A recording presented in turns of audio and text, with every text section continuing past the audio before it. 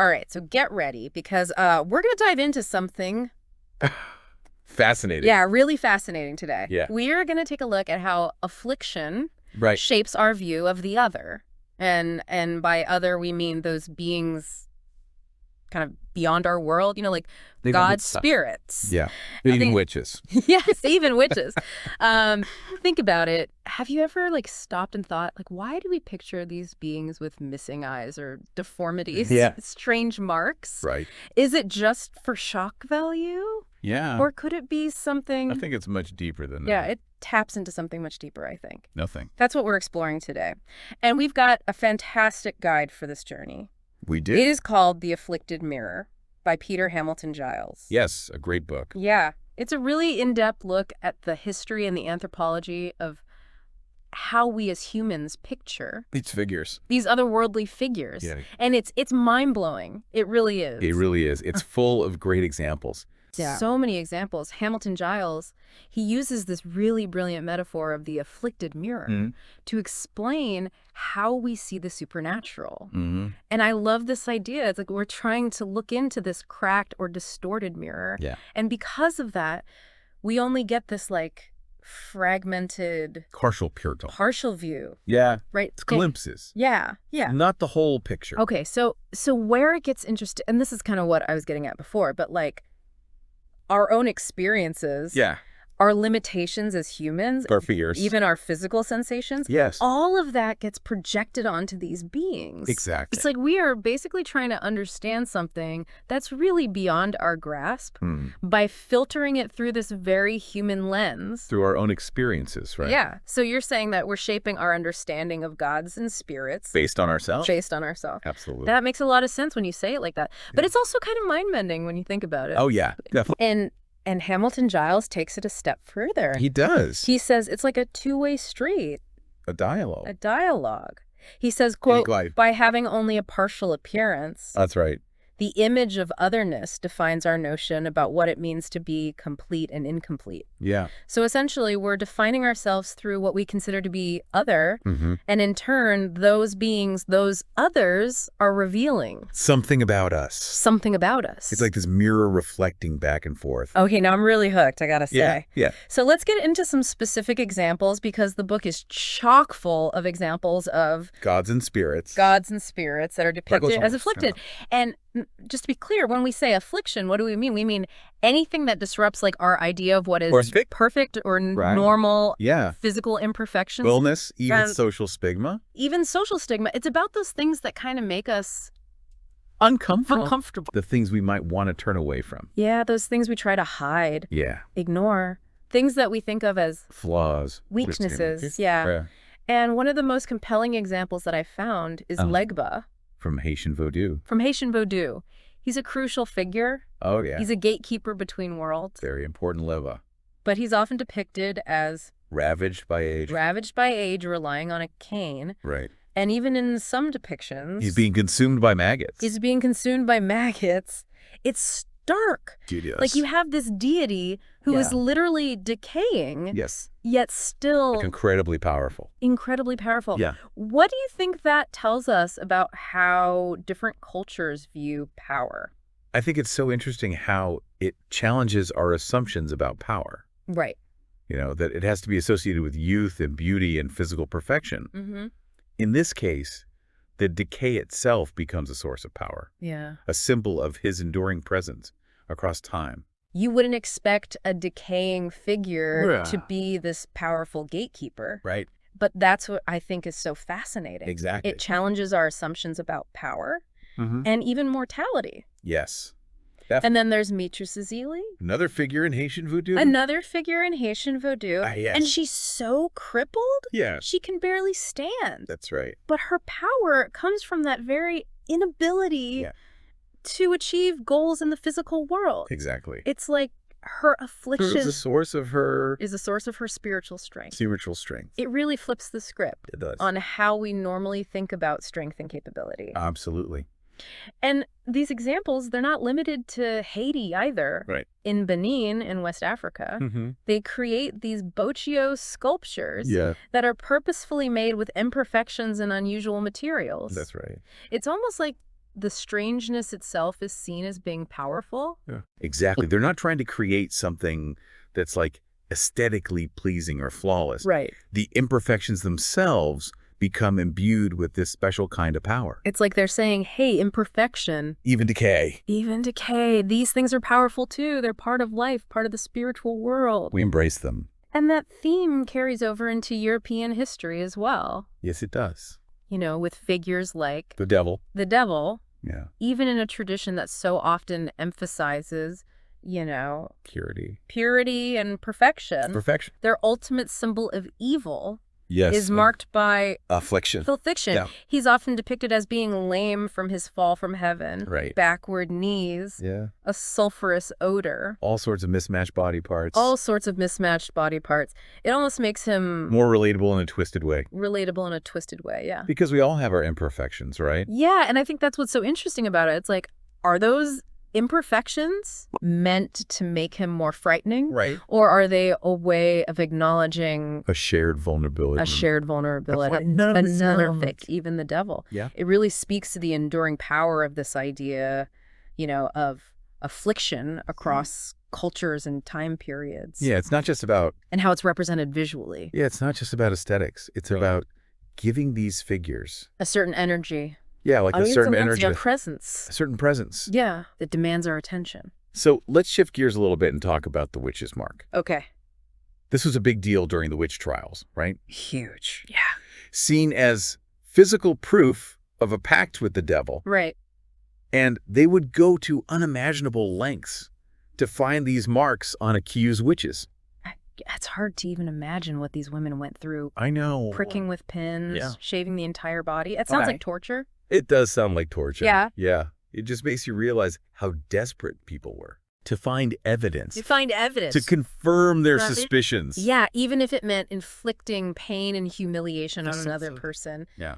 And it's interesting how the location of this mark became increasingly sexualized. Yeah, it became increasingly sexualized over time. Yeah, moving from the face to the genitals. It's like they were projecting their own anxieties and fears onto these women's bodies. Yeah, turning their bodies into battlegrounds for these supernatural beliefs. It's a good reminder that these depictions of affliction, they're never just out the supernatural. No. They're always tied to the cultural context. The anxieties of the people creating them. The anxieties of the people who are creating them. Mm-hmm. And sometimes those anxieties are deeply intertwined with, like, societal perceptions of women. Yeah, societal perceptions of women and sexuality. And sexuality. Which brings us to a specific piece of art that's discussed in the book. Yes. A Group of Witches by Hans Baldung Green. Mm-hmm. It's a woodcut from 1510, and it depicts this scene of witches performing a ritual. Right. And it is just brimming with these details that highlight affliction. A lot going on in that image. Yeah. What stands out to you in this artwork? Well, the setting itself, I think, is really interesting. Okay. It's very stark barren. Okay. Creating this sense of unease right away. Yeah. It's not a lush, inviting landscape. Right. It's desolate and otherworldly. Right. You've got this cauldron emitting strange vapors. Mm-hmm. An old witch with a gnarled, deformed hand reaching out. Okay. It's as if Baldwin Green is deliberately using these visual cues to kind of tap into our primal fears about the unknown. Right. I see what you mean. It's like these witches are almost drawing power. From the strange... From the barren landscape, from the strangeness and unease that it evokes. Mm-hmm. And, you know, this was created during a time when witchcraft was so deeply feared and demonized. Absolutely. So on one level, it's definitely a warning. Right. A way of reinforcing those negative stereotypes. Yeah. Yeah. But, you know, when we look deep... I think we can also see how it hints at the potential power that these women possess. That's a good point. It's like those depictions of affliction... Even when they're meant to be negative. Even when they're meant to be negative. They can reveal this sense of... awe. Or admiration. Or even like a grudging admiration for the power that these figures represent. Yeah. Almost like the artist can't help but be both. Repelled and fascinated. Repelled and fascinated by what they're depicting. Yeah. It's that push and pull, I think, that makes these images... so compelling. So compelling. They really make us question our assumptions. Yeah. And consider the possibility that there's more to these figures and to the concept of affliction itself than meets the eye. It reminds me of how we often talk about beauty is in the eye of the beholder. Right. What if that same thing is true for affliction? Affliction. Yeah. What if what we find repulsive or disturbing might be a source of fascination or power For someone else. for someone else. Absolutely. And this idea of the afflicted mirror, it's not just about looking at gods and spirits. No, it's not. Hamilton-Giles also applies it to how we understand ourselves. Yep. So how does that work? Are you saying we're all afflicted in some way? Well, he argues that our own experiences of pain and illness and suffering can be seen as a form of affliction. Okay. It's through these very human experiences, Right. through confronting our own vulnerabilities and imperfections, Yeah. that we come to a deeper understanding of our own humanity. So it's not just about projecting, our flaws onto the supernatural. Right. It's about recognizing how those flaws, those imperfections, Those experiences of suffering. those experiences of suffering, they're actually part of what makes us human. Yeah, they're part of what makes us who we are. It's about kind of looking inward and acknowledging The parts of ourselves. those parts of ourselves that we might not always want to see. Yeah, the messy parts, the broken parts. And there's a real sense of empowerment in that message. I think so. It's like Hamilton-Giles is saying, hey, don't be afraid of your darkness, your brokenness. That's where your true power lies. It's a radical way of thinking about affliction. It is. It's shifting our focus from seeing it as something negative or shameful to seeing it as a potential source of strength and insight. It also makes you think about how we treat people with disabilities or illnesses. Yes, absolutely. We so often stigmatize them. See them as less than. Yeah, we see them as less than, as somehow flawed or broken. Right. But what if we shifted our perspective and started seeing those afflictions as sources of strength? As unique perspectives. As unique perspectives that can enrich our understanding of the world. They can teach us something. It's about celebrating diversity in all its forms. Absolutely. And it's about recognizing that what we perceive as normal or perfect is often just a very narrow, culturally constructed idea. Culturally constructed idea. Yeah. And that by expanding our definition of what is acceptable, What's beautiful. what's beautiful, What's powerful. what's powerful, we can open ourselves up to a whole new way Was seeing the world. of seeing the world and connecting with others. And connecting with each other. Yeah. And recognizing that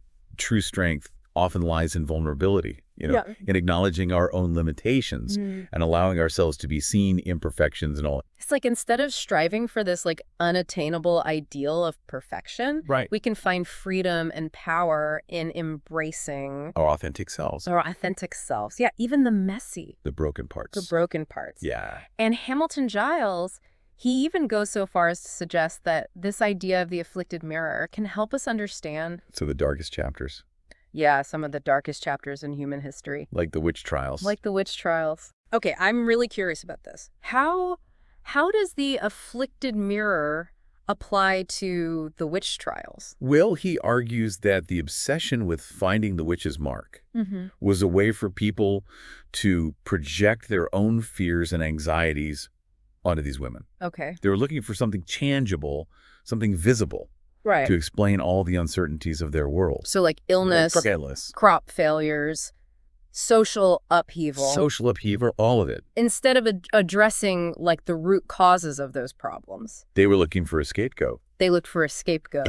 Someone to blame. And a lot of times those anxieties were focused on women who didn't fit societal norms. Right, women who were seen as different or threatening. It's easier to blame an other, to label them as afflicted and therefore dangerous, than to actually confront the complexities of your own society. Of your own society. Your own beliefs. And your own beliefs. It's a good reminder that these depictions of affliction, they're never neutral. They're always tied to power dynamic. Social anxiety. To the ways in which we make sense of a world that often feels chaotic. Unpredictable.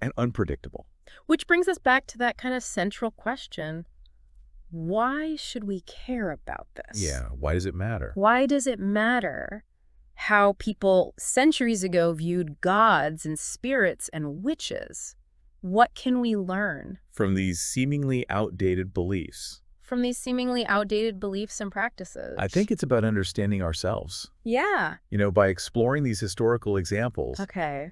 We gain a deeper understanding of our own biases Right. and the ways in which we still project our fears and anxieties Onto the other. onto the other, whether that's a different culture, a Right. different religion, or someone who Absolutely. looks or acts differently from us. It's a timeless story. It is, One that's as relevant today as it was centuries ago. as it was centuries ago. I mean, we still struggle with the same The fears, same anxieties. anxieties.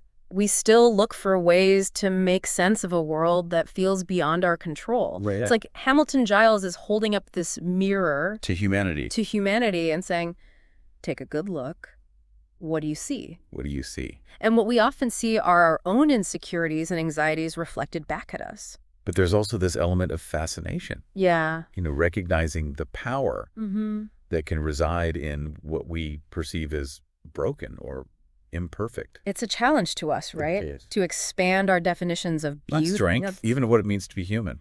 And that's, I think, where the real potential for transformation lies. Absolutely. If we can move beyond just like our fear and our judgment But the affliction. of the afflicted, we can start to see the world in a whole new light. Yeah, think about those Boccio sculptures from Benin, Right. with their deliberate imperfections. They're not trying to hide their flaws. No, they're celebrating them. They're celebrating them.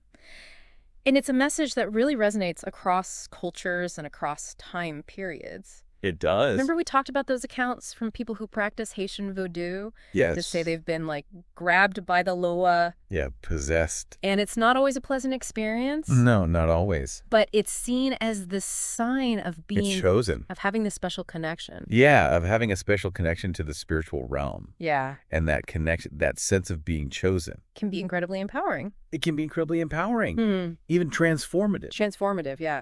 So maybe those afflictions, those moments of crisis or confrontation with the other, they're what opened the door to a deeper understanding Of ourselves. and the world around us. And the world around us. It's not just about passively observing these depictions of affliction. No, it's about actively engaging with them. Letting them challenge our perceptions and push us to grow. To look deeper, So what if the afflicted mirror isn't just reflecting our fears, but also reflecting our potential. but also our potential? What if, by embracing our own afflictions, we can tap into a deeper understanding Of ourselves. of ourselves and the world around us? It's something to think about. It is something to think about. And it's a question I hope that stays with you long after this deep dive is over. Thanks for joining us as we explore the afflicted mirror.